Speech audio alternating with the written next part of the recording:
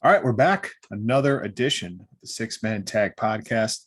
As always, I'm Mike, and joining me, as always, every episode, it's CJ.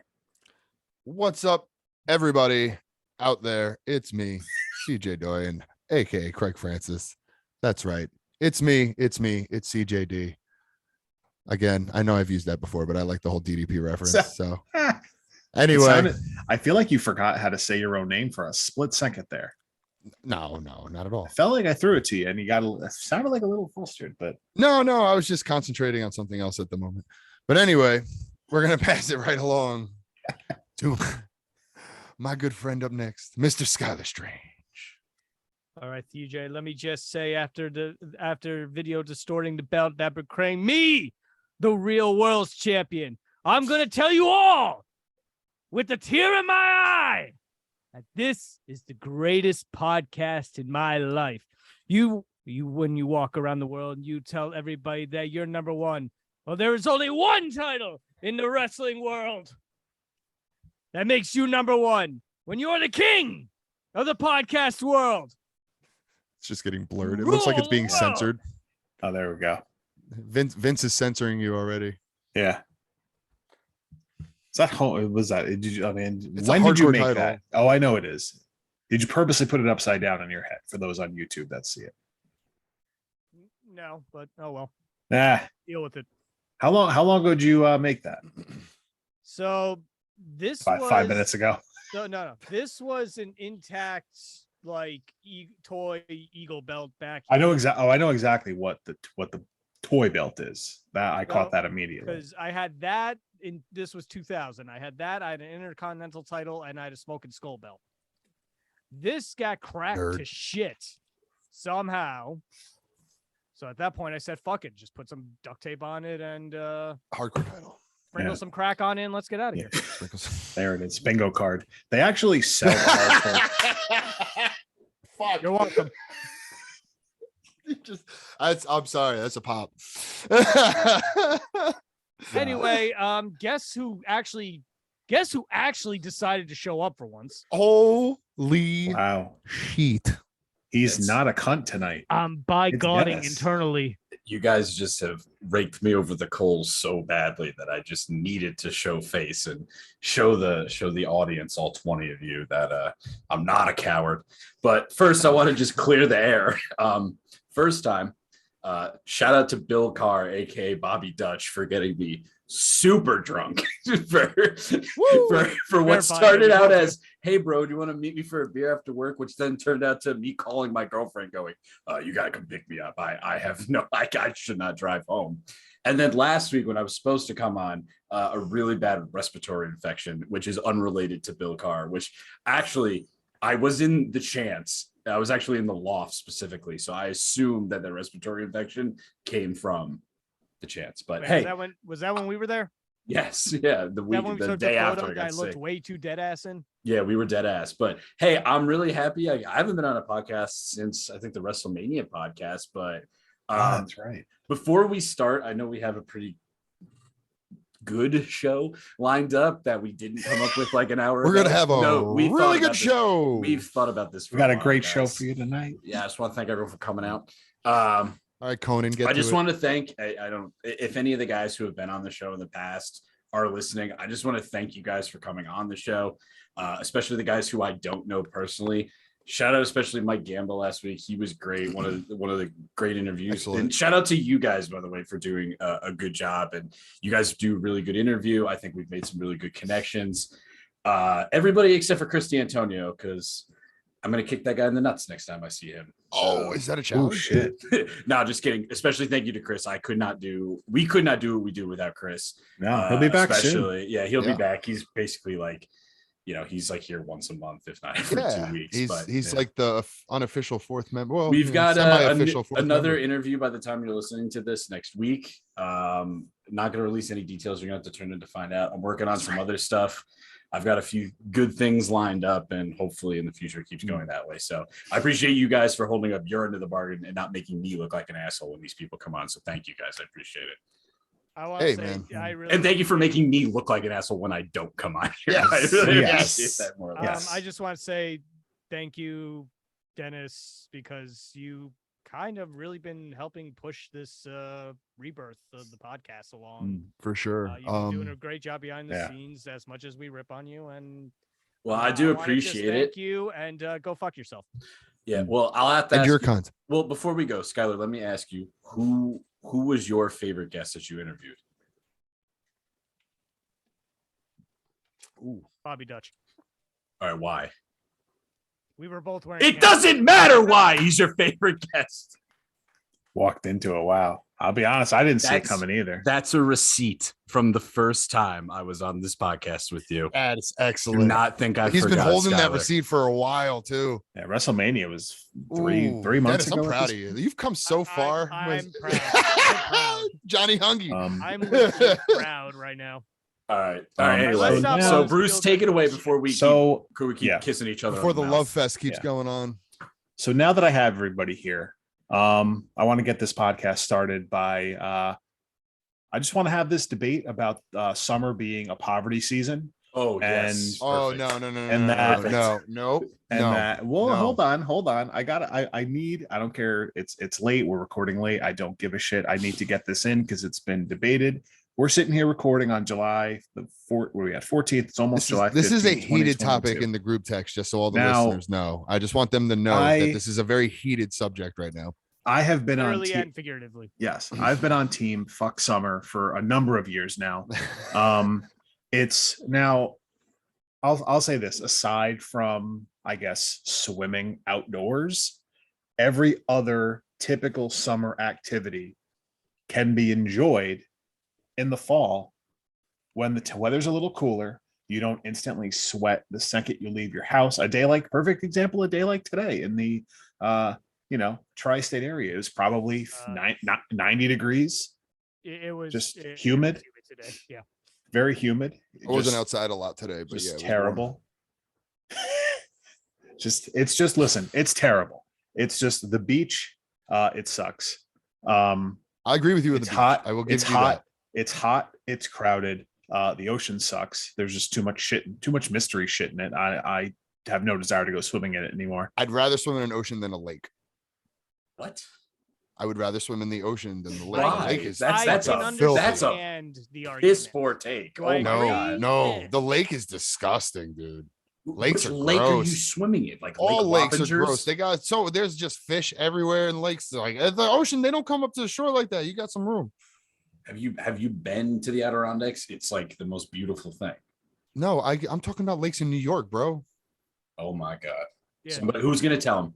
Who's No. gonna tell him? I mean, I gonna know tell- the who's Adirondacks gonna are in New tell York. I mean, locally, gonna you know what I tell mean. I'm him? talking about Lake Taconic. I'm talking about Sylvan Lake right down the street from my house. I'm Oh no, talking about, those are gross. That's because there's a bunch that's of my people point. from the They're city that go gross. up there and piss in them. I'm talking about local New York. I'm talking about our New York. Oh Not yeah, fucking, well, not fucking that- Canada, New York. oh, That's jeez. Canada, New York. Hey, listen. Before we go any further with this, I have to ask: where is the wrestling? Where is the wrestling? There it is. There it These is. guys have. but These guys did not cut their teeth in the Mid South like I did. but seriously, summer sucks, and you're only programmed to Fuck like you. summer. You're only programmed to like summer because you Oh. had it off every year in Oh. school, and now that you don't have that anymore, you're Mic unless drop. Mic unless drop. you're a Wrong. teacher, unless you're what's enjoyable about summer. I need to hear this. There's a reason why I'm moving to the fucking desert, bro. I love the heat. Love it. I hate the It's a- cold. but it's Cold not- sucks. Cold sucks. First of all, here's my argument, and I don't care if you agree with me or not. In the summer, you get hot, you get uncomfortable. It sucks. Yeah, you get sweaty. It's uncomfortable. In the cold fucking hurts. You go outside and you get cold. Your fingers start getting cold. Your nose starts getting cold. Your face gets cold. It fucking hurts. I If never may feel pain retort- in the summer. If I may retort, sunburn.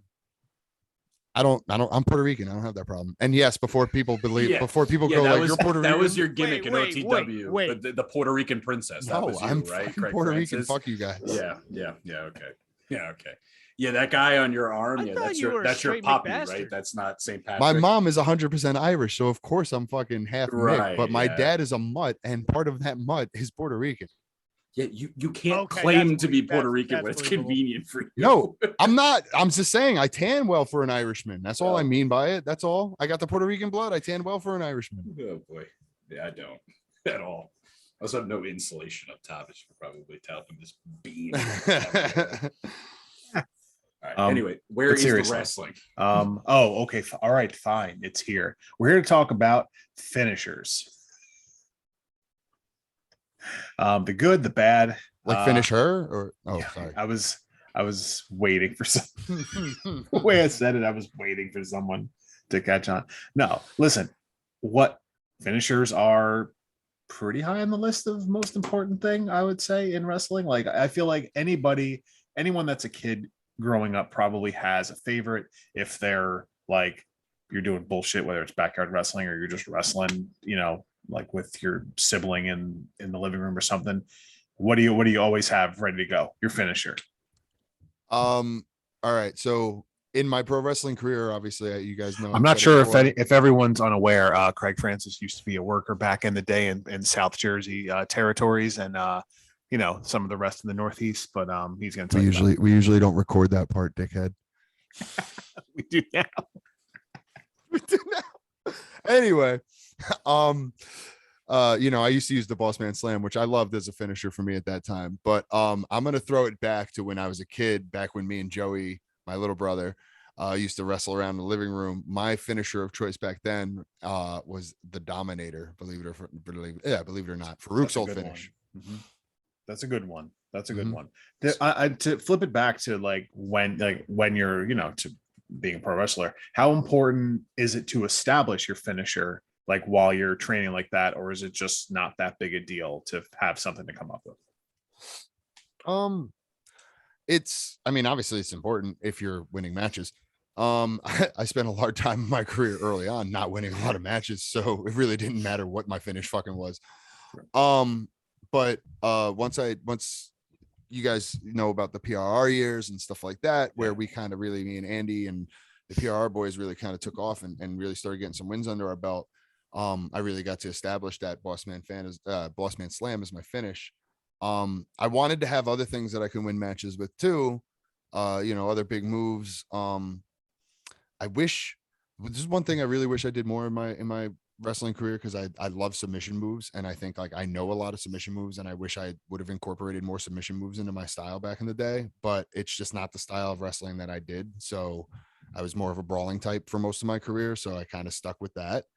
But I had to keep a couple big moves. I had the other big moves that I used to use every once in a while was the Bubba Bomb. That was a big one that I used to use. I used to love throwing a Bubba Bomb. The Boss Man Slam was like the finish. When I hit that, it was usually over. And then Cannonball in the corner was another big one that I would use, especially if it was like a smaller guy. I used to love just all right, I'm just gonna beat you with a cannonball, or as a falsie. It was always really good as a falsie. Hit a big cannonball at a small guy and have him kick out at 2 7/8, and really gets the crowd going for those. So, would you do the flip cannonball thing? Yeah. Oh shit. Yeah. Why do I not remember you ever doing that? I don't know if I ever did it, but I'm sure you were at, but I did do it.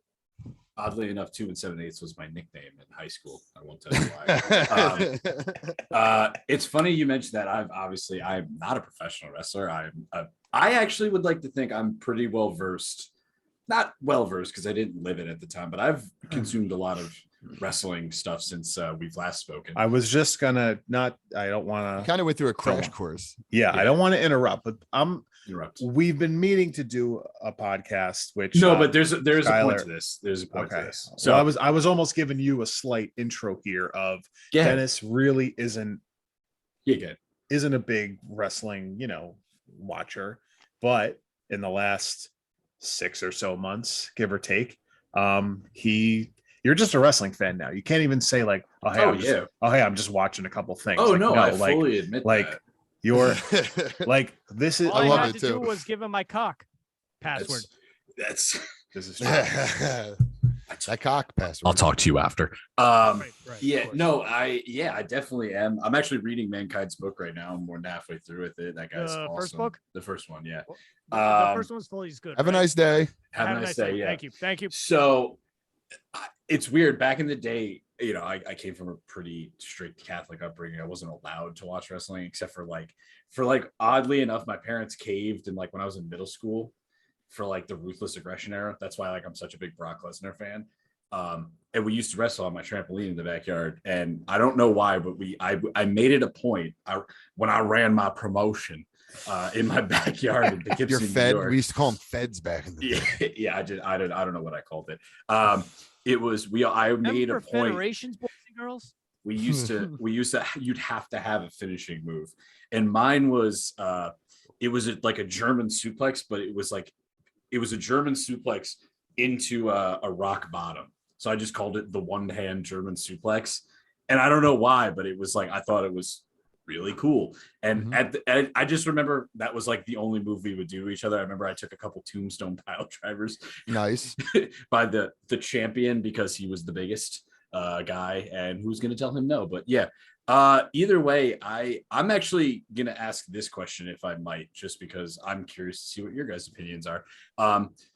What is the most, I don't want to say protected because I feel like that's fairly debated, but what's the most aesthetically pleasing finisher when you see somebody hits it? You just go, oh my God, that looks so cool. Or that looks like, oh my God, it's just so clean. I don't know if I have one, and maybe if you guys talk it out. I guess I'll ask Skylar because Skylar hasn't said much to this one, but like, what do you think?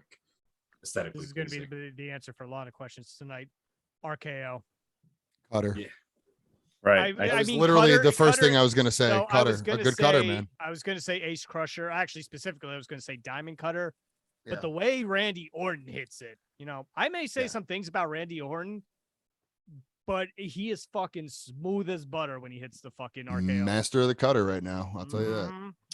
I Um, mean, how many highlight reel fucking cutters has he had? And also, shout out to Matt Riddle for picking up on the cutter pretty decently. Yeah. enough. He's- Matt Riddle's talented. As much as I hate to admit it, because you guys know that I kind of hated on Matt Riddle a lot when he first started. He's talented for sure. He's good. I just hate the gimmick. He's I picking it hate the up. fucking ultimate. I'm a bro. Well, I hate it. What But gimmick? no, I get it. That's his life, know. and I understand that's who he is, which is probably what makes me hate him even more. But what am I gonna do? But I gotta ask you, serious question. Yeah. Ever since RK Bro became a thing, Oh, it's great. well, yes. How many pounds of weed do you think Randy and and Matt have smoked since teaming together? Oh my god, they definitely have. Because Matt More than Riddle, one no joint, shit. probably. Yeah, I'd say it's Matt Riddle, definitely. no Conservatively. shit. Oh, and over Randy under. Orton, Randy Orton, it's known he likes his Chiba. I'd say they've definitely hit up a dispensary or two together. So, Craig, do you have anybody else anything else other than RKO or Cutter? So, well, that's funny because, like, yeah, I was gonna say, like, in order of like, in aesthetically pleasing, in its simplicity kind of way, I gotta go Cutter all day. But when it comes to like just moves I love to see, I was a big fan of the GTS, even though I thought it was kind of scary as hell. When Punk first started in WWE, and I first got exposed to CM Punk, the first time I saw his finish, I think I was actually at a house show at the Civic Center the first time I actually saw CM Punk GTS, and I was just like, he's gonna kill somebody with that move one day. Rick killed the guy. But It's funny you say that though, because I feel like the GTS is kind of a little clunky. I like it as a concept, but like yeah, when he does it with bigger guys, like especially with like when he did. And that's me. with big guys at times. Like obviously you're not going to be perfect every time, but I think his track record is pretty good with it. Kenta, But- I'm pretty sure, has had no issues. Yeah. Yeah, Kenta invented it, so I'm waiting for There's that that. match. yeah. I think so are they. Now you got the forbidden door open, now you can make it happen. Mhm. That would be sick, by the way. I would actually pay to see that, as I would They've every teased it. It's show. gonna happen. But It has to happen. you know, there's other things that I always thought was just like smooth, just cool moves. I mean, I feel like we're gonna get so much into these things, like going through All the right, episode. so then I'd- save it then. So yeah, kinda Bruce, what save about stuff, what but- about you? Shut man? up. What about you? I mean, it's been overdone now, like to death. I think I know what you're gonna say because But- I had the same thought. But I mean, always loved Sweet Chin music, Yep, specifically, knew it. specifically Sweet Chin music. I was always a fan of that, but today it's just It's too just a much. transition move, I feel like I heard someone say, and I didn't hear the actual interview, but like it Young feels Bucks? like well, it's not that. It feels like the sweet chin music is like the only move people do now. I forgot somebody said that to Shawn Michaels one time, because it feels like the super kick is not even like a transition move. It's just a move now. Yeah. So Well, even Shawn Michaels, I think when he was starting out, wasn't it a transition move for him? I mean, him and Marty Jannetty used to throw him. Yeah, because wasn't Michaels' original finisher like the teardrop suplex? I want to say. Oh, wow, man. I should know this. I feel like I'm being put on the spot now. As Marty Jannetty's biggest fan, I don't know. It's true. He is his biggest fan. it's my online persona Denny. is Denny Jannetty. So There you go. That is a fact. I would say, I think for me, aesthetically pleasing wise, a 5-star frog splash, but specifically RVDs. Right. Yep. And I mean, Eddie threw a really good one too. I think people like to debate that, but like just from my limited knowledge, from what I've seen, RVDs, he gets so high, and it's just he commits and then he also gets a lot of air. Yeah. Yes. Marijuana, kids. I see what you're saying. But yeah, no, I always like the 5-star frog splash, and I'm a huge sucker for it too. Honestly, it's Stone Cold Stunner when it's sold correctly, because it's variation of the cutter. It's so quick. Actually, I'll let Dennis finish his thoughts. Yeah, that's all I have. So about the stunner. So I may not mention this at some point on the podcast. One of my favorite ECW wrestler. Well, one of my I know where you're going with this. Is Mikey Whipwreck, and he did the stunner first as the whippersnapper, and actually beat Stone Cold Steve Austin. Oh, really? That is a fact, and exposed his bare ass in the process. But later on, like, because nobody really remembers Mikey Whipwreck, unfortunately, first ever ECW Triple Crown champion. He would almost diamond cutter the whippersnapper. Like, I saw somebody pick him up to throw him in the hip toss, and he just boom. It was. I was like, I popped loud just watching that shit. He'll just hit. He'll like get out of a hold, turn around, whippersnapper. Almost like an RKO situation where Pretty like Randy much, can kind of reverse out of it into it. Yeah. Let me all right, let me ask you this But too. yes, Austin, it's like kind of iconic. Come on, kick to the gut, stunner. It's just so quick, especially when it's to the Rock. Yeah, it's so I love when the Rock bounces off the ropes. The Rock is the best seller, except for I feel like somebody took the crown recently, but Rock is like, he's one of the best Austin Theory sold it pretty damn well. Theory had a good one. So let me ask you this in the same vein. Yeah. What finisher, and maybe I don't know enough about this, I'm just curious. I'll ask Bruce. Which one looks like it hurts the most? Honestly, and I feel like, I can say I feel like for maybe a different perspective, like which one would you least like to have done on you?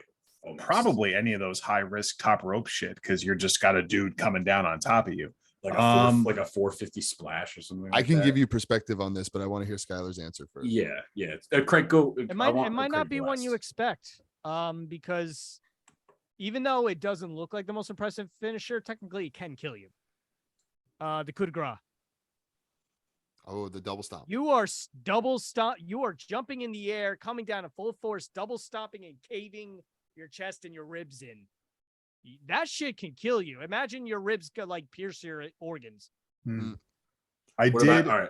Yeah. This is. It's sort of not. It's not. It's like off the subject of not like the coup de grace, but I was listening to the old, Something to Wrestle podcast about Survivor Series 02 with that first elimination chamber, and Rob Van Dam tried to do the frog splash off the top of the pod, and he came down on Triple H's throat. Yeah, because he couldn't stand up, and he couldn't really jump, so he kind of just fell, and his knees hit his throat. So really, that's an example of like any top rope thing. If you kind of don't know what you're doing, went RVD's career for a couple of years.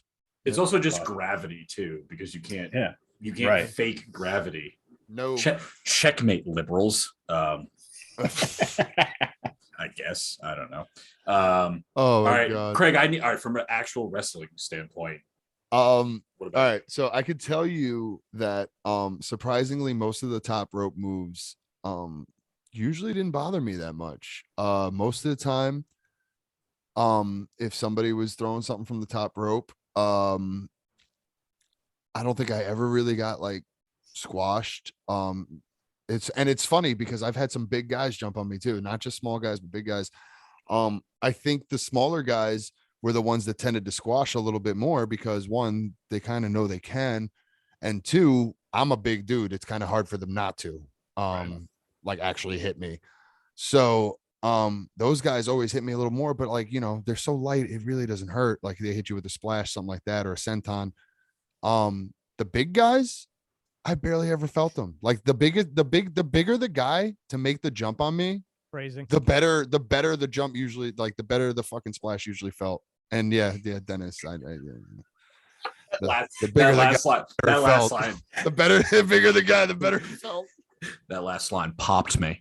But yeah, no, but in all truth, I feel like big guys especially, they try to obviously take care of you because they know, hey, I'm a heavy motherfucker. Phrasing. Things that scared the shit out of me, and with good reason, was the dives off of the top rope out of the ring or into a crowd or a big tope. Catching topes scared me a fuck ton a lot more than taking a big splash. I feel like always one guy gets it worse. Like it's never evenly dispersed. I feel. No. Speaking of dives, Bill Dutch, big man, loves to do a suicide dive. Yes, and he does. I've seen people try to catch him, and I can only think how terrifying that is. Oh my God, was probably crapping his pants. Yeah. If I was working a show with Dutch and I was part of a big match with him, well, even if I had a big group of people and I was told like, hey, you're going to be one of the people catching Dutch in the battle royal. Fuck that. Yeah. He's pulling a Gail Kim. Yeah, I'm just eliminating myself. You guys haven't met him him yet, but he's a big dude, obviously. But you could tell he's massive. But hold on, I just want to finish with a quick story. One of the reasons why it was so scary to me making these catches sometimes is because you obviously could see it go wrong so many times. And it hurts to catch guys sometimes. Like you have to be there, you have to catch them. One time I will one quick story I wanted to say about this particular point was a kid that I wrestled with, a very talented kid named Steve Sanders. I believe he's still working.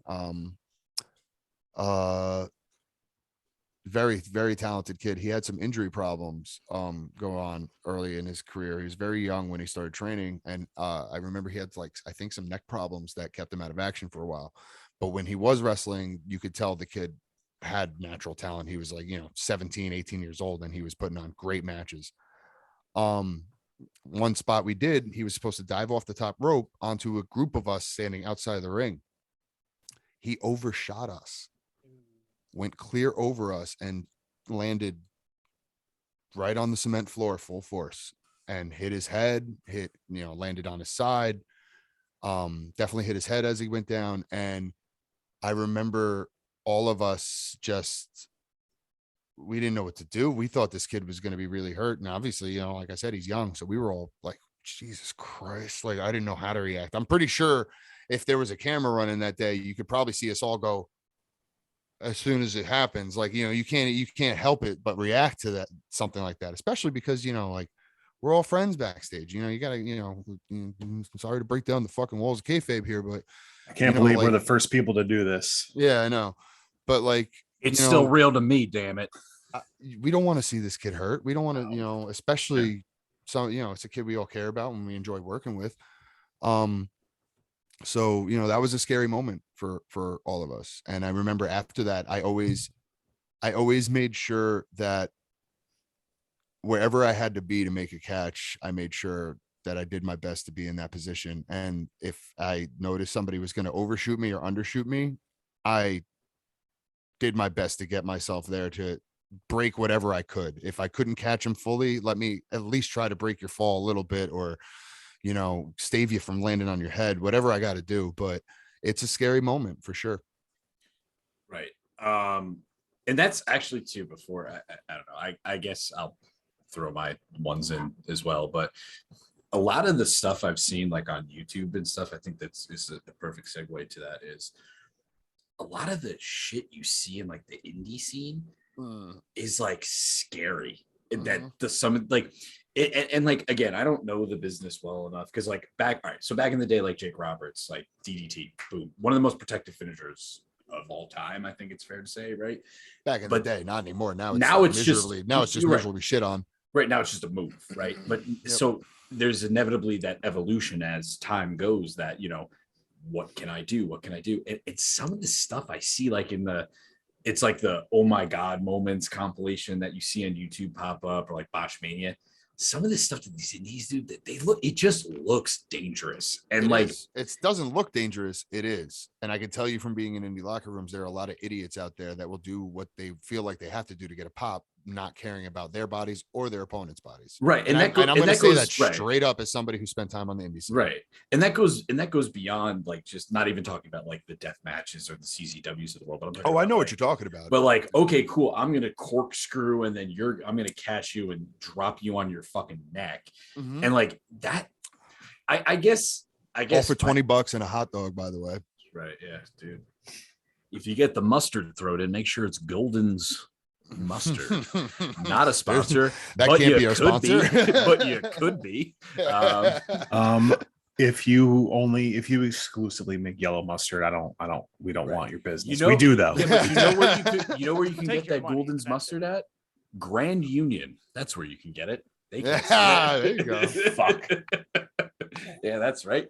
Yeah. Find that one, Mike. Sue us. You can't do it. You can't. Circuit City. Circuit City sells condiments for all your get a VCR, a beeper, and some hot dog condiments, all in Circuit City. So let me ask you, I guess the next for me, I guess the things I would least like to have happen to me, just quickly. The last ride, for one, that looks terrifying. Batista bomb, that looks terrifying. So power bombs. And a swanton bomb. A different kind of bomb, but yeah. Any type of bomb, any IED. If I could also throw a specific one in, jackknife. Yeah, because he's not even throwing. He's just picking you up and letting gravity. Just chucks you. Yeah. Actually, I'd rather take the jackknife than last ride. Oh, and one more. I'll agree with that. Yeah. And one more clothesline from hell, specifically from JBL, because that guy's a dick. You don't want the Joey Doyen clothesline. World's greatest clothesline. No, I don't. So all right, let me ask you though, what do you think? Yeah, there you go. Yeah, there's definitely been a few references. At the same time, here, let me ask you, I guess from an indie perspective, I'll take Skylar here. Where do you think, do you feel like these indie guys, or just in general, do you feel like the ceiling's been met as what you can do, or do you think it's too much? Because I feel like some of these finishers now are, like I said, dangerous. What more can you do? Because I feel like people are almost recycling these finishers now. It's weird because it's either you have this crazy exotic looking finisher that looks completely dangerous and totally unnecessary, and in reality probably doesn't actually do practical damage, or it feels like for a while we've had a lot of people who just have strikes as finishers. And it's technically that hurts more, but the visual appealment of it is kind of varies. Black Mass kicks ass. Mandy Rose's knee, okay, looks cool, but that's a finisher. I don't know. Randy Orton's punt looks last cool. shot. Yeah, I think Randy Orton's sorry, it's the boom now, but yeah. Sorry. What's the one that Roman Reigns does? The Superman punch. I feel like that's really stupid. Yeah. Well, that's not really a finish for him though. That's like a setup for his finish. I thought it was a finish. I don't know. I mean, he's finished opponents with it, but it's not his finisher. Okay. It's Orange Cassidy's finisher. This is true. Same move. Cassidy has another one, but yes, that is one of his. Yep. Also, Tony Nee sold that shit well.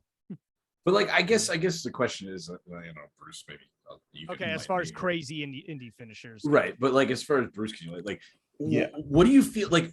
Do you want to see these like 450 splashes, or would you rather just see something kind of clean and cut? Like because I feel like not there is always a glass ceiling. I feel like, Yeah. but there are things you can do that are different, Mm-hmm. obviously. But for the most part, I feel like most wrestling moves are kind of what they are now. Yeah.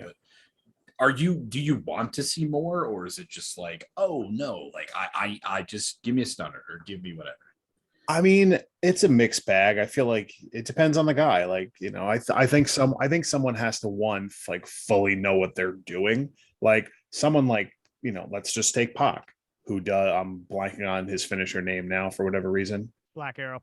Thank you. And it looks insane, but someone like him like knows what he's doing, and I feel like you would trust him to do that every time. But like you said, a lot of these indie guys, a lot of it's just scary. And personally, you have to go back in time to, I guess, maybe the mid to late 80s, when maybe finishers were starting to be more of a, okay, I've got this one move, like, let's take the leg drop. I feel like you knew that's an easy move to probably take and perform. And then I feel like back in the day, you have the Macho Man elbow. And I think at that time, people were probably like, he's jumping off the top rope. This is insane to finish a guy. Still to I this think- day, one of the best elbow drop ever. And also, Him and Shawn Michaels, honestly. Yeah. And I think it's period, don't forget Undertaker was around with the Tombstone. right. And again, Which people we'll get see to that. one. It's Of the course, yeah, you can't it's- not talk about Tombstone. it becomes an evolution of, well, how do I top this? How do I top this? How do I top this? It's almost like it's like the not like anti ECW argument, but like you could say the problem is, okay, well, I've seen 50 chair shots. Well, now I need to see a guy go through a table. I've seen a guy go through a table 50 times. Let's get some thumbtacks. All right, I've seen that. Well, now we got to set on fire and get a gun, blow up the building. It's just like it's pull out an actual gun, as we've learned. Yeah. I'm upset about that. Actually, no. You know what? We just got to a chainsaw last night. Oh wait, you're not caught up on AEW, are you? No. No. Son of a I bitch. didn't see. Go watch Warzone Thursday. versus Orange Cassidy. That is all I'm gonna say. All right, fair enough. I guess. Fair All right. enough. So let me. I think Bruce brings up a good point here, and I want to ask Craig this because I feel like Craig has a little bit of insight on this. God. It's. Oh, I feel like Hold it, obviously we Skylar, started for a from, let's say, like what. You froze. So the for a insight. second, hold on. Oh, did I? Oh, I'm sorry. So like, let's just say, like, I think this is a good segue because Bruce brought it up. Like, you went from basically the most protected move in the industry being the Hogan leg drop, right? Let's call that what it is. And now you're getting kickouts from like a 450 splash or something like that. Yeah. For somebody who's been in the industry, somebody who's worked there, like, have we reached that glass ceiling, or where do you think it goes from here?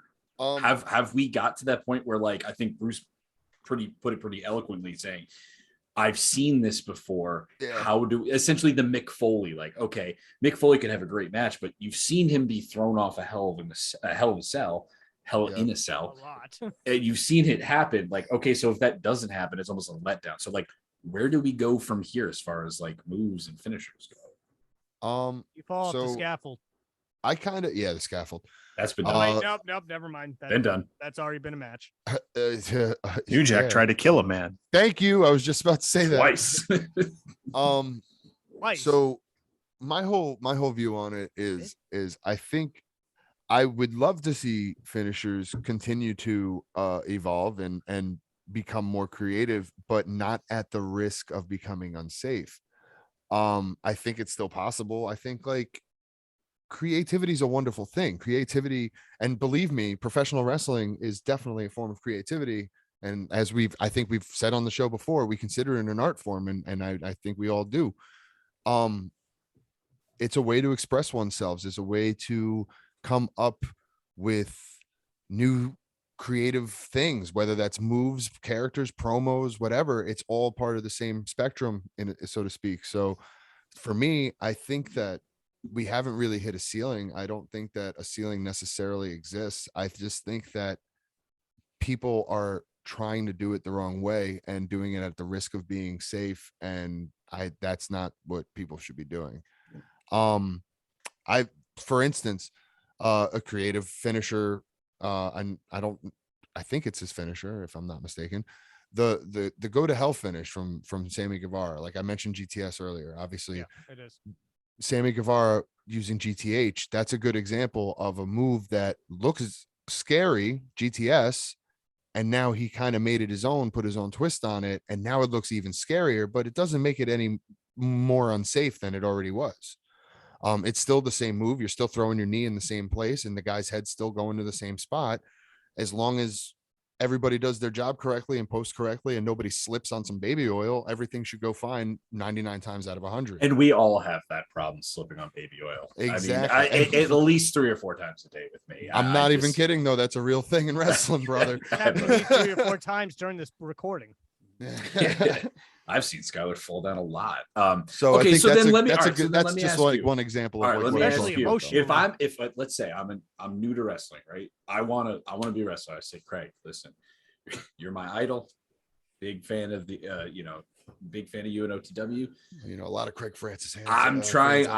What should I do for my finish? I'm thinking I can do this corkscrew, backdrop, or should I do a stunner? But the stunner's been done before. What do you say to me? This is what I would say to you. First of all, definitely don't do a corkscrew. You don't have. That's not who you should be. And this is like me talking to you as you are now, like your body type, your persona, like, and if you were just coming into the business, who you are today, this is what I would say to you. I'd be like, definitely don't think you're throwing any corkscrews anytime soon. You shouldn't be throwing corkscrews. You're too big for that. You're better than that. Stop it. Then I would try to come up with it. Then the next step would be, obviously, if your choices are between that and a stunner, fuck it, throw the stunner for now. Because you know what? If you throw the stunner for now, it's a move that people recognize as a finishing move. You're at indie shows, so people will always pop for it, and nobody's going to care that you're stealing a stunner because it gets stolen at every indie show that's ever been down in America. However, my suggestion to you would be to find something more and find something better once you get some experience in the ring, and then you can work on making your own finisher, or maybe, as we all do, steal something from somebody that you see at a show. That's never been done. Yeah, I stole someone's wallet the last time I was at a show. Oh, no. Oh, sorry.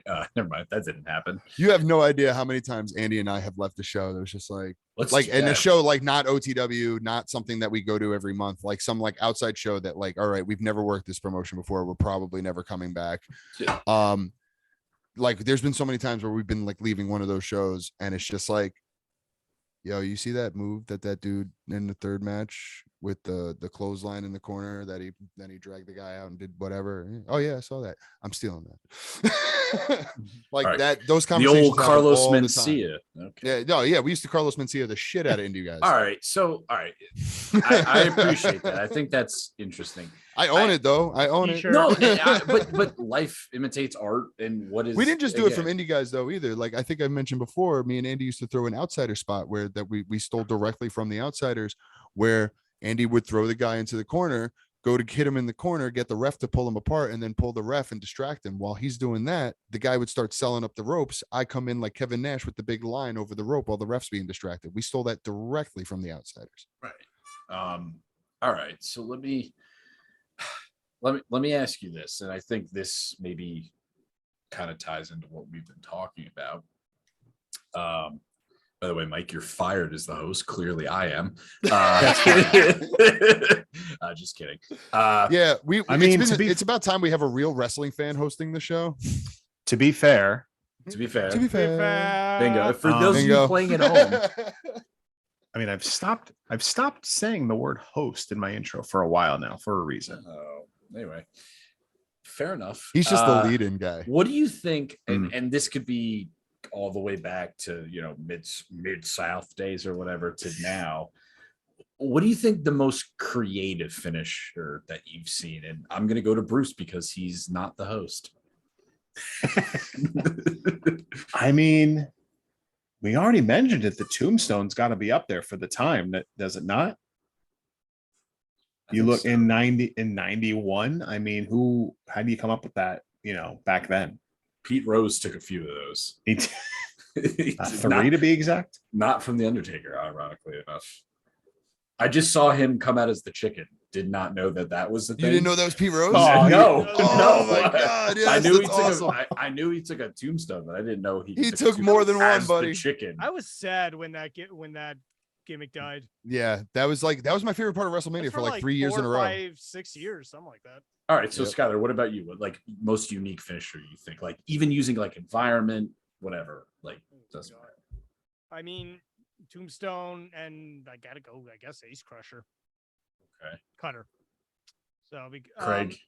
I was always blown away by a shooting star press. Like the first time I saw a shooting star press, I was just like, I didn't know that was humanly possible. As a kid, obviously. But I mean, even still to this day, when someone like, especially like Evan Bourne, who throws a perfect one every time, when you see a guy throw a perfect shooting star press, I'm always still very impressed. So everybody but Brock Lesnar. Okay, gotcha. Yeah. All right. Okay. Don't break your neck. Anyway, I think for the me, unfortunate thing before we Yeah, move go ahead. on, Brock Yeah. Lesnar with the shooting star press. he used to be Of able to do them. course, on the biggest stage, in one of the biggest matches of his career, is the one time he does not hit it perfectly. Oh yeah. No, I know Brock Lesnar was known for Well, hitting I it mean, in I was talking about OVW. Dennis. Yeah. Have you Yeah. seen other shooting Oh yeah, stars? I've seen it. He gets hits it yeah. perfectly, except for the one time it fucking matters. Well, I that's think what for happens when me- you try to throw it 40 minutes into a match with Kurt Angle. Yeah. Fair. Because you can see when he does it, he like almost double checks himself, and you're like, oh, that's not gonna go well. I think for me, the most unique one, I think, and I know it's not like a devastating looking one, but the 619, I just think it's so unique, and it's so different from anything. And the one thing I remember, even as a kid, like watching the 619, is be like, oh wow, he fell into the ropes. Like when he when he did the drop toe hold, that was pretty. You knew cool. it was coming. Which actually, I know how to do a drop toe hold. So suck it, all of you who are listening. Anyway, all 20 of you. But I always thought the 619 was cool. And then especially when he followed it up with the West Coast Pop, I thought that was just a very, very unique thing. So I have another one. yeah, what's that? I was for the longest time, and I used to use that as my creative character finisher a lot. Sharpshooter. Sharpshooter is one of my favorites. So that all right. So that leads me into the next thing I wanted to actually talk about. Skylar, Jesus Christ, man, you He's deserve good at a the raise. segues, man. He's Someone good. get this guy a raise. Just kidding. We don't make any money. We actually lose money on this podcast for your entertainment. That's technically Sponsors. true. Yeah, Blue Chew, come calling. You'll sponsor anyone. We fucking know it. yeah. Y'all want dick I need a pills? boner. we all just Let's we be know honest, what you are. Everyone in this conversation, you people listening at home that listen to podcasts, you know at least 3/4 of the podcasts you listen to are sponsored by Blue Chew. Blue Chew or It'll get your dick hard. or the what's the one with the long. We're gonna get sued now by Blue Chew. Like all those fake ads we've been Manscaped. running, and now this is the Manscaped. thing I that's think gonna get every us fucked. podcast or YouTube video is sponsored by Manscaped. Those guys must do Oh yeah, really well. Manscaped And too. great The product, Hey, by the way. Get Hey, your they dick make trimmed quality and get it product. hard. Yeah. Anyway. Anyway, on to your next. Submission finishers. Do we like them? Love them. Yes. Love them. I'm okay with it. I feel I'm mad. I'm glad you said that. it depends on who it is. Like I like Ric Flair, figure 4, yes. Bret Hart, wow, Punk, sharpshooter. Anaconda Jesus. Vice, Like they're good. Michael McGillicuddy. Michael Yeah. McGillicuddy, the crossface.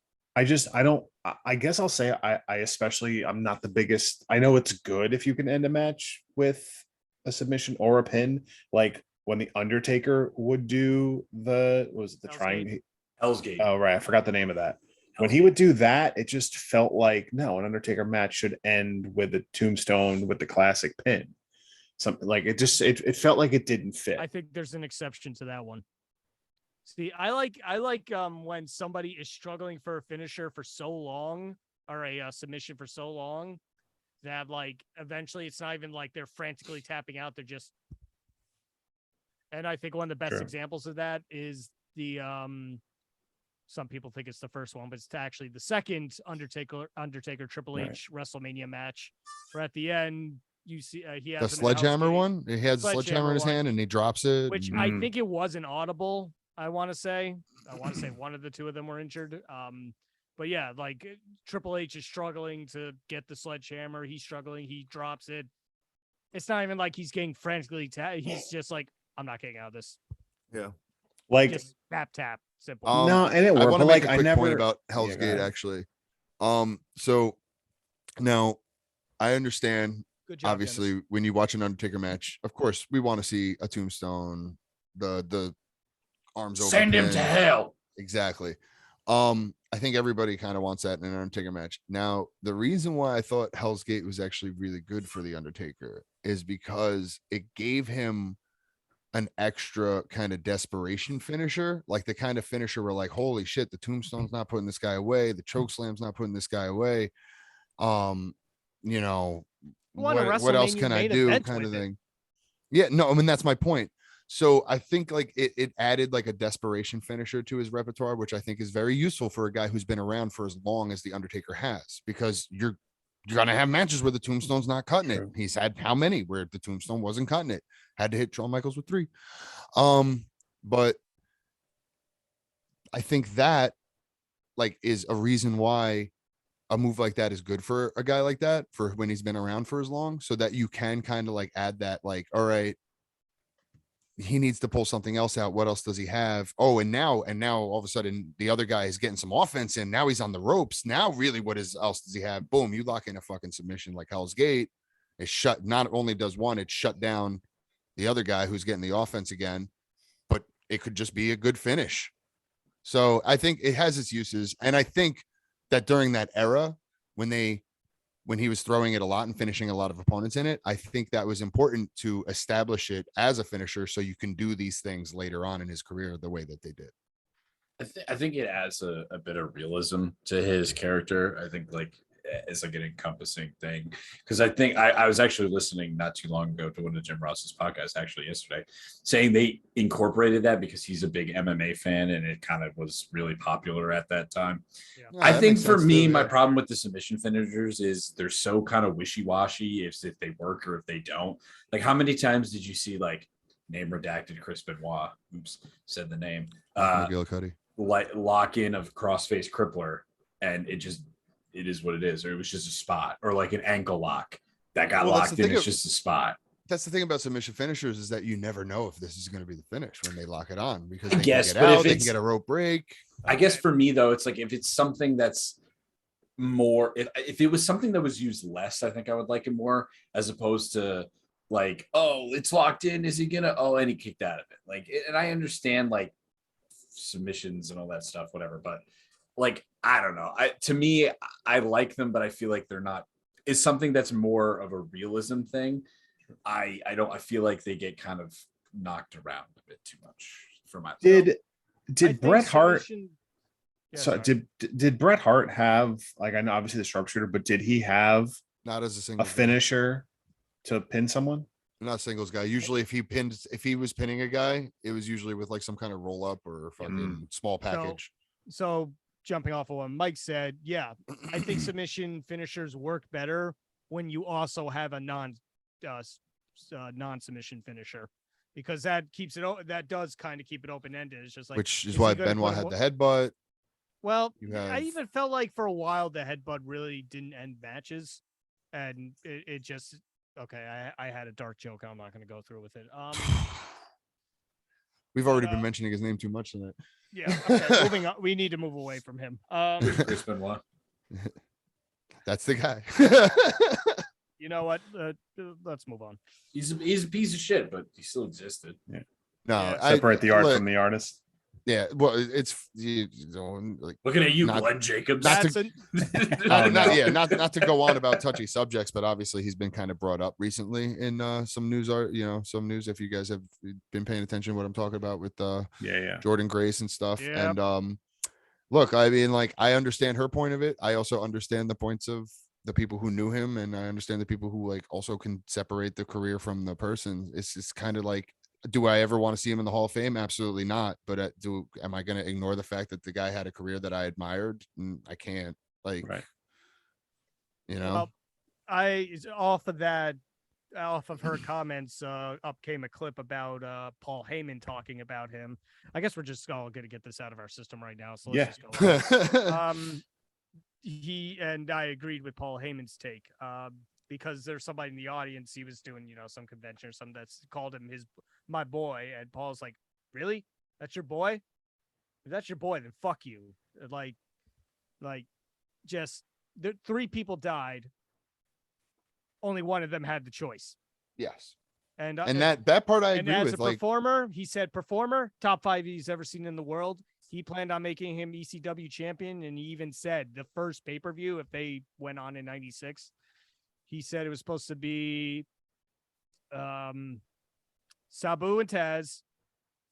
I can't remember the second one, but the third one was supposed to be Eddie Guerrero and Chris Benoit for the title, and they said that feud was going to carry them. And he said, one of the greatest performers I ever seen in my life. As a human being, fuck him. Yeah. Yeah, again, great wrestler, but I hope they die, and I hope they burn in hell. And also, being realistic, he wasn't the nicest guy. All right, so I want to wrap this up because it is getting late. Yes.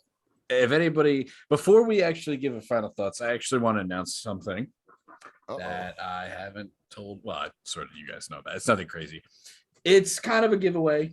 We'll be doing it. I'll advertise it a little bit. It's not a Funko Pop this time. It's actually a Bill Dutch signed photo. Look at that. That's awesome. Wait, I want that. I want that. It is a Bill Dutch signed photo, and it says Skylar, I'll fight you for it. Death Walks. So You've been in a again, same rules apply the same way we did before. If you've made it this far in the YouTube video or you're listening to the podcast and you just, for the people who are listening, I held up a picture of Bill Carr signed, aka Bobby Dutch. So I'm sure this will be going on the Instagram away. too. We'll be giving that away in the future. I'll put something about it on the Instagram at some point. Hell yeah. You're listening to this, hopefully. You have to be like the Instagram, subscribe to the podcast on Apple or Spotify, and that's pretty much, and like the post when it comes out. So that's same thing, and we'll make a list and we'll send it out. We've already sent. I don't know who won the last giveaway, but No, they did receive it. And they got it. Cool. Happy. All right. Yeah, Well, shout out to Awesome. them. Thank you. We're at 150. I know that doesn't seem like a lot, but to us, that seems like a ton. And For a couple of schmucks that had no, I no real can't- goals I've with never this, had really. that many No. people interested. Right. I Never. mean, and listen, had I one. mean, not to go down memory lane here, but I will before we sign off. I mean, I don't think well, first of all, I wouldn't be friends with Skylar if we didn't do this for one.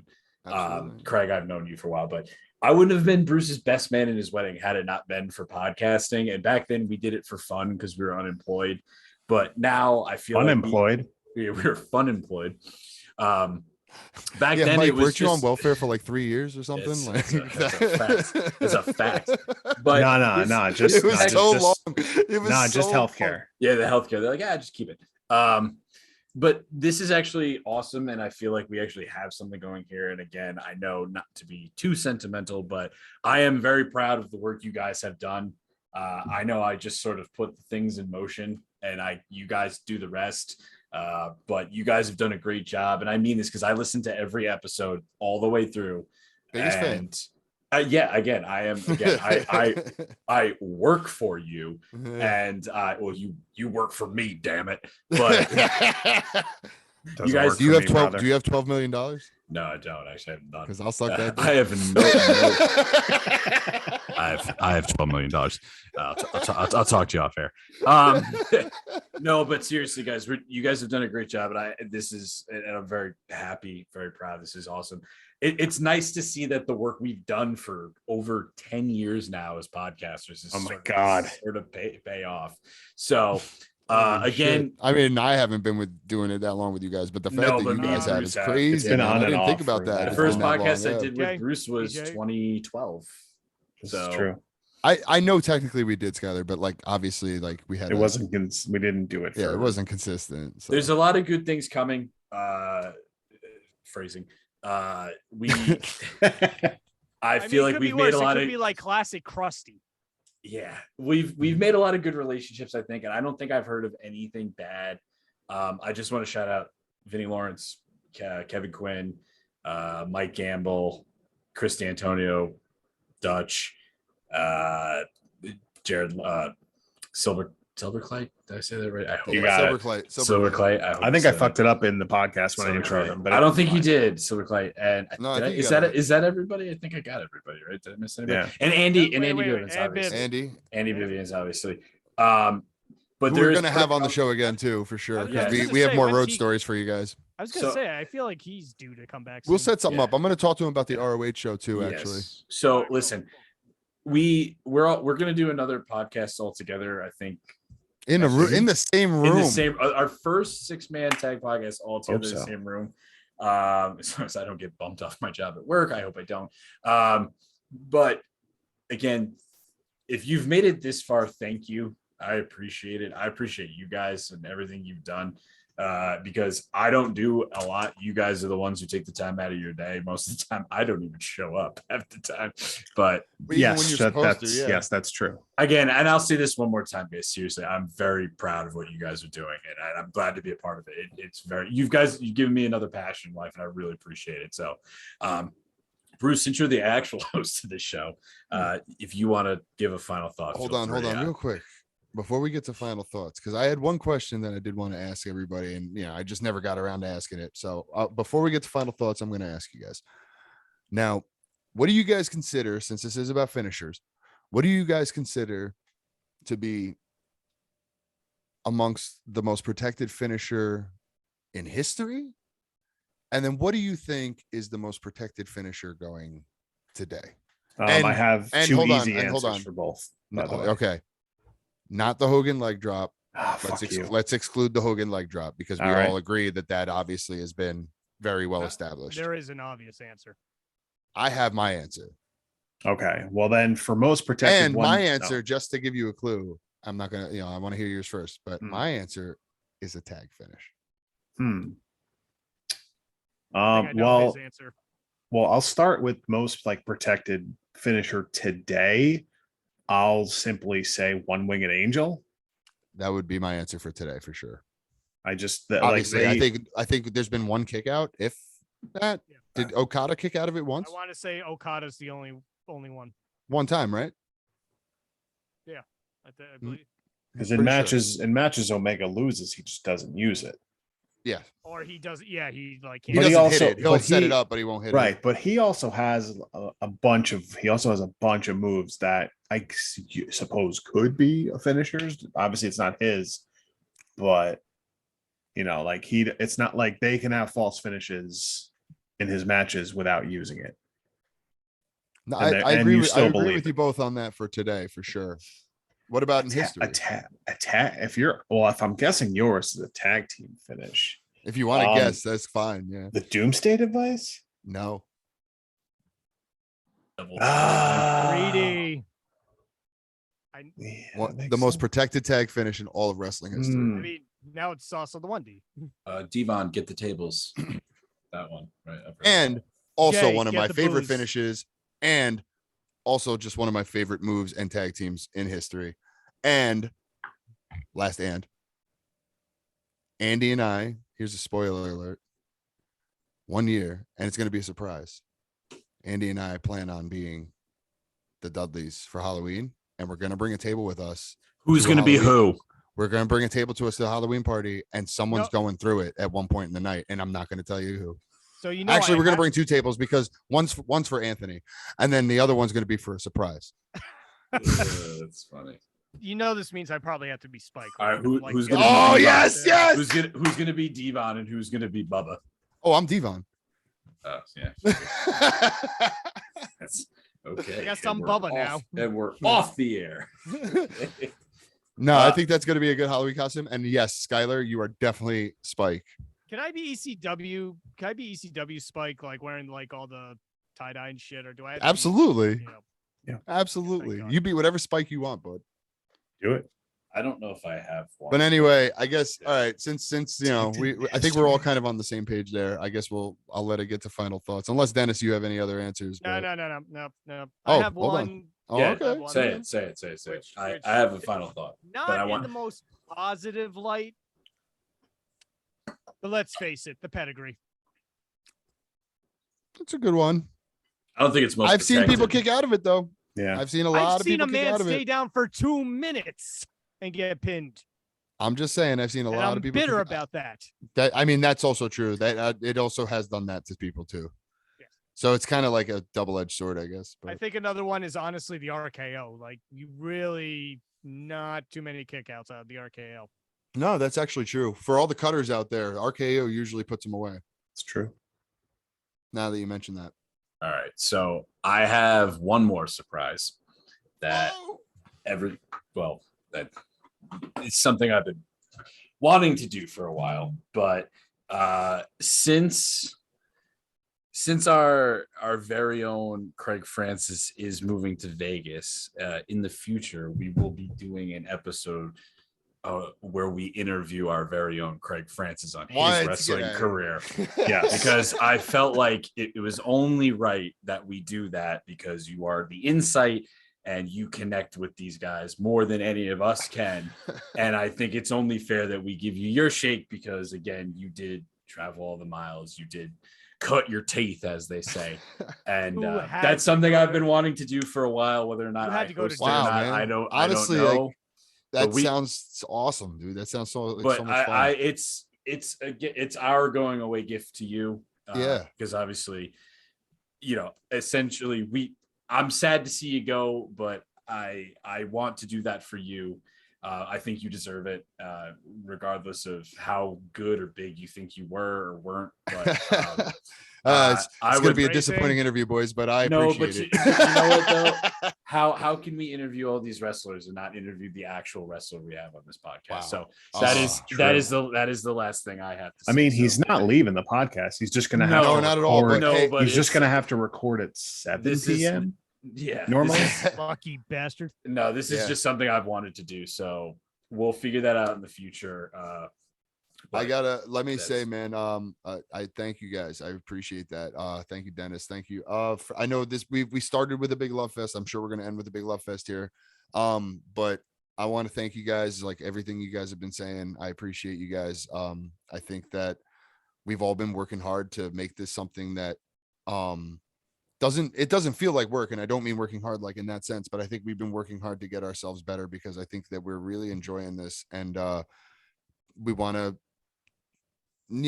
not necessarily have to turn it into something, but we want to turn it into something that we could at least be proud of, and I think we're doing a good job of that. Mhm. And I am proud of what we have right now. I really, absolutely, I no, and I genuinely mean that for real. We've had legitimate TV Yeah. wrestlers on this Yes. podcast, and Yeah. we have interviews lined up. And granted, and I know I've said this before, and I think the Mike Gamble episode, especially because that guy seemed like such a sweetheart. I can't say that He enough. seems like a really nice guy, man, I Um, gotta He say. seemed like He- the most nice. I love making I want to give him people a hug. in the wrestling Right? industry who work really hard, especially guys like Chris and Kevin and Vinny, that like maybe don't get the credit they deserve. I want those guys to feel like they're important, because they are. Because you know, 100%. again, whether or not you could, Craig, you never know. Like, you could have been at an indie show somewhere back in Jersey, and there was a kid there who was like 12 years old, and maybe they're like, oh, they saw you do a boss man something, maybe I want to do it, and then maybe he goes on to be the next fucking WWE superstar, AEW superstar. You don't know that, and maybe Mike I Gamble's will like somebody save like it for the interview, but I do have some stories involving that's- some see, fans that's and children that exactly. was very Look special at to me. So CJ's trainer.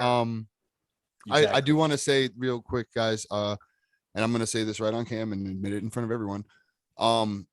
Thank you, by the way, for this. This is a gift for me. Honestly, I've always I'm being 100% serious when I say this. It's been a lifelong dream of mine to be interviewed. I've always kind of hoped I would be interviewed one day for my music. That's just like big dream I'll handle kind those questions. thing for me, for sure. So you guys, it honestly, it really does mean a lot for you guys to want to do that for me, and just it sounds like it'll be a blast. I'm looking forward to it, so thank you. All right. So before we jerk each other off anymore, Phrasing? I'm close. That's No not even phrasing. That's just so perfect. I'm just gonna say, again, if you've made it this far, thank you. Hopefully Bruce brought the music in. I know he usually does at this point, but I'm gonna say thank you. I look forward to what we have in the future. Please like, subscribe, comment, listen. Just share it. If you have a friend that you work with that likes wrestling, just be like, hey, these 4 idiots, mostly 3. There's one bald guy that comes on every now Usually and then. 3. Usually 3. Usually 3. Usually 3. Who Usually likes wrestling, 3. talk to them. So, hey, thank you. One of them does bad imitations every episode. But they're always great. And I do mean this genuinely. I'm It is 1001 listenable, interest. and it's not just because like I've listened to it and I do enjoy it. So Bruce, bring us out of here. Dennis, one final question for you. Who wins, Mick Foley or Matt Foley? We want to hear from Oh, we you, totally the didn't even listeners. do that. Okay, all right, cut the music. All right, cut the music. Cut the music. So here's my theory on this, by the way. So for those of you who don't know, Matt Foley, motivational speaker, Chris Farley's character SNL. Mick Foley, professional wrestler, deathmatch Hardcore guy, legend. hardcore legend, God, throwing icon, the fellas. God. Throwing the fellas up. God. Good. Are Matt good Foley, God. are Matt Foley and Mankind the same person? Have you heard them speak? I was gonna say, Matt Wow. Holy Wow. definitely Where's- wow. cuts a Hold hell of on. a Oh, promo. conspiracy theory here. Time out, Holy time out, shit. time out. Where is Mankind's origins from? The boiler room, correct? Yeah. Where was Matt Foley prior to giving the speech? A In the man basement, down by the river. in Oh. the basement, drinking coffee for 4 hours. You're right. You're right. You're right, Oh my you're right. God. You're right. Holy crap! I watched Yeah, this this- recently too. They're the same guy. Holy Mankind shit. and Matt Foley is Mankind. We need That to might get be- Mick Foley on this show. I don't now. know. And 'Cause- with that, I will leave you this. It doesn't matter because they're the same person. You can't beat yourself at a hardcore match. And that's all I'll say. That I gotta explains both being able to go through a table. I bet Matt Foley could get up quicker off getting thrown off the cell. And if you remember correctly, when he's talking to David Spade, he says, "We're gonna be buddies, we're gonna be pals, we're gonna wrestle." Yeah, he does. He does. This is all great. I'm on board for all I'm of it. out of here. I'm on board for all Mic of it. drop. Mic Hold drop. on. I gotta say, I don't know how many takes we're gonna get from this because we're gonna ask every guest from now on. But that might be my favorite take on this question. I was hoping you would end that. You, when I you walked have away. just Yeah. discovered the Lemmy of wrestling. Dude, I'm telling you, Mankind is Matt Foley. Oh, And with oh my that, God. for Dennis, for Craig, for Skylar, I'm Mike. Bye for now.